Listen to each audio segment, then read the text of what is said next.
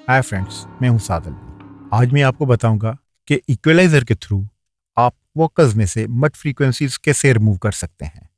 अगर आपने ऐसी जगह पे रिकॉर्ड किया हुआ है जो सही तरीके से साउंड प्रूफ नहीं है, तो मड फ्रीक्वेंसीज को कैसे एनालाइज किया जाए और कैसे उसको रिमूव किया जाए, उसका मैं आपको आसान तरीका बताने जा रहा हूँ। मैं मड फ्रीक्वेंसीज रिमूव करने के लिए इक्यू जो सिलेक्ट करूंगा वो इक्वलाइजर है फ्रूटी लूप का। आप इक्वलाइजर की नोब की वाइडनेस नैरो करके और इसकी पीक लेवल को बिल्कुल अप करके मड फ्रीक्वेंसीज डिटेक्ट कर सकते हैं।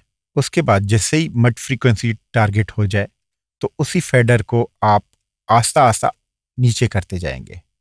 जैसे नीचे करते जाएंगे आपको रिजल्ट मिलता जाएगा। किसी करीबी सीने का दर्द दिल के दौरे की अलामत भी हो सकता है। इसको नजरअंदाज न करें और फौरी तिब्बी इमदाद के लिए बिला ताखीर मरीज को किसी करीबी सीने का दर्द दिल के दौरे की अलामत भी हो सकता है। इसको नजरअंदाज न करें और फौरी तिब्बी इमदाद के लिए बिला ताखीर मरीज को किसी करीबी सीने का दर्द दिल के दौरे की अलामत भी हो सकता है। इसको नजरअंदाज न करें और फौरी तिब्बी इमदाद के लिए बिला ताखीर मरीज को किसी करीबी। तो इस तरीके से मड फ्रीक्वेंसीज रिमूव हो गई हैं।